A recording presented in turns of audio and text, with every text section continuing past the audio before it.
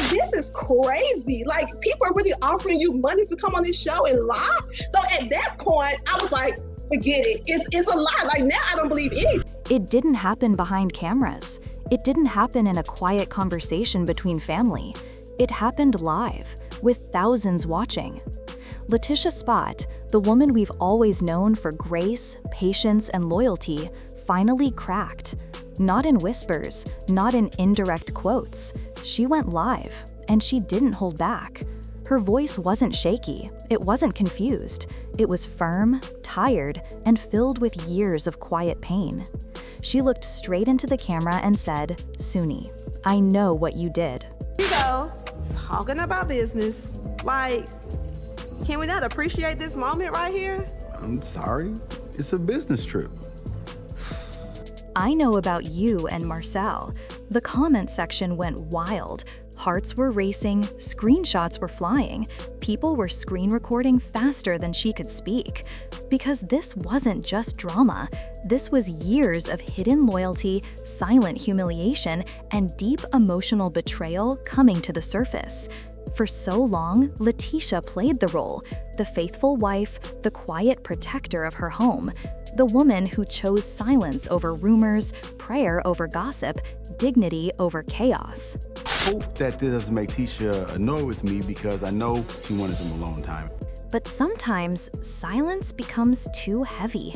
Sometimes, when you've been ignored, dismissed, and hurt in the dark, you choose to break in the light.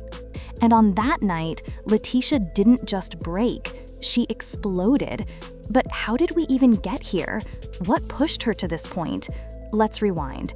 LaTisha Scott wasn't always emotional, dramatic, or vocal. In the beginning, she was exactly the opposite. Calm, soft-spoken, and deeply focused on protecting her home. Like, this is crazy. Like, people are really offering you money to come on this show and lie. So at that point, I was like, forget it. It's a lie. Like, now I don't believe anything. Her marriage to Marsau was seen as strong, admirable, and untouchable. They were the power couple, the image of success, family, and loyalty. People loved her for her innocence, for that kind smile, for the way she always believed in the good, even when things looked bad.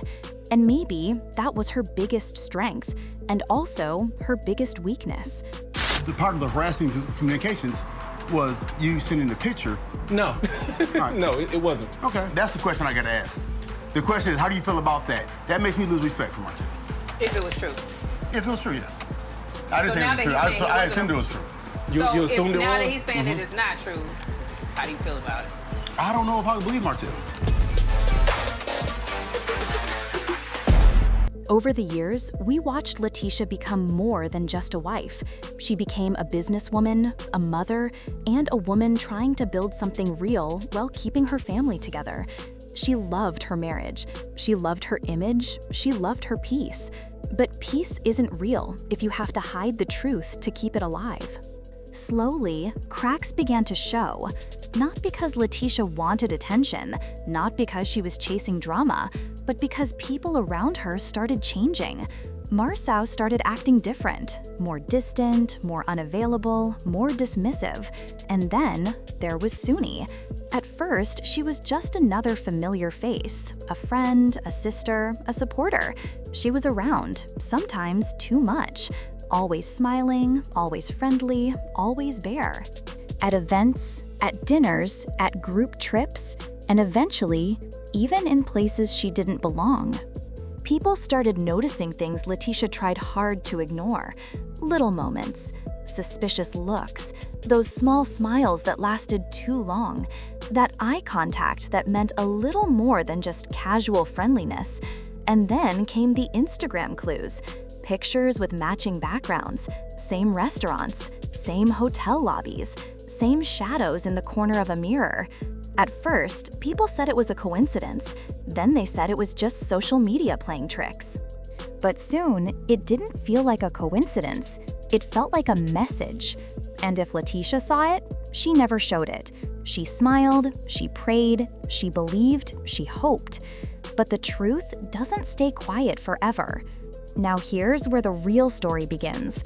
One night, while fans thought LaTisha was preparing for a girls' trip or business content, she wasn't. She was preparing for something else, the truth. She opened Instagram Live. No makeup glam, no fancy lighting, no polished smile. Just her. Raw, real, exhausted. She wasn't angry. She wasn't screaming. That's the thing people didn't expect. She was heartbreakingly calm. She looked straight into the camera and said softly, "I know about you, Sunni." And the internet froze. Within seconds, thousands of people joined the live. Screenshots everywhere. TikTok channels already preparing clips. YouTube bloggers ready to break it down. But what nobody expected was that LaTisha had receipts. Not rumors, not blogs, not messy gossip. Receipts. She held up messages, screenshots, location tags, time-stamped photos, matching outfits, restaurant backgrounds, accidentally posted videos. She didn't yell, she didn't cry, she just let the receipts speak. She read aloud a message allegedly from Sunni saying, "He's only with her for the business. I'm what he really wants." The comments went insane. People typed, "Oh no, she didn't." Others said, "This is worse than cheating. This is betrayal from a friend." But that wasn't even the worst part. LaTisha zoomed in on a photo. It wasn't a blog picture. It wasn't paparazzi. It was a picture from Sunni's own Instagram story. A selfie, but in the reflection behind her, barely visible, was a familiar silhouette. A bald head, a beard, a shape that looked just like Marsau. And that's when the room went silent. Not on live, in LaTisha's energy. Because this wasn't just about cheating, it was about trust, friendship, humiliation, hours of pretending everything was fine, years of defending a man who may have never defended her. But here's where it got even wilder. In the middle of her live, the door opened, and guess who walked in? Marsau. People in the comments were screaming, "OMG, he's there, turn the camera." LaTisha didn't even flinch. She turned the camera. He froze. It was silent. For a moment, the entire internet held its breath. Then she looked right at him and said, "Tell them. Tell them you weren't with her. Tell them this is all fake." And Marsau, he didn't say a word. He looked at the phone, looked at her, then turned around and walked away. That moment, louder than any confession, louder than any denial. That walkaway felt like the truth. The live ended shortly after, but the drama just getting started. Now, let's talk about the emotional impact, not on social media, not on the show, but on the woman behind the name, LaTisha. This wasn't about gossip. This wasn't about likes, comments, or viral clips.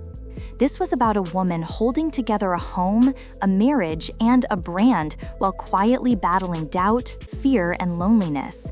Imagine smiling on camera while your heart is breaking off camera. Imagine sharing a table with someone who might be sharing secrets with your husband. Imagine trusting your marriage, defending your partner, praying over your relationship, only to later discover that betrayal was sitting right in your circle.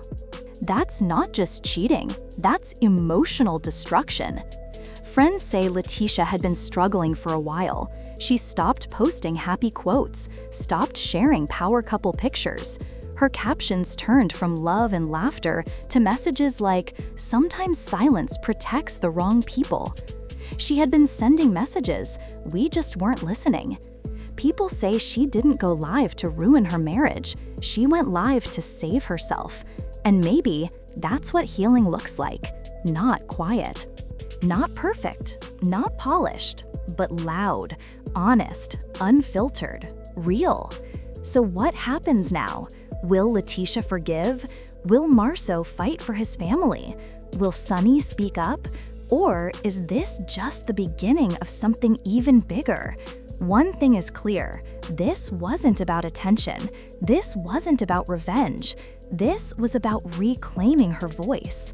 For years, people saw LaTisha as quiet, reserved, peaceful. But maybe that wasn't weakness. Maybe that was strength in disguise. Because sometimes the strongest move isn't staying silent. Sometimes the strongest move is telling your story before someone else tells it for you. And that's what she did. She didn't just spill tea. She spilled years of silence, loyalty, and pain in one Instagram Live. And now the world is listening. So, whose side are you on? Was this long overdue? Did LaTisha do the right thing? Or is there still more to uncover? Drop your thoughts below because trust me, this story is far from over.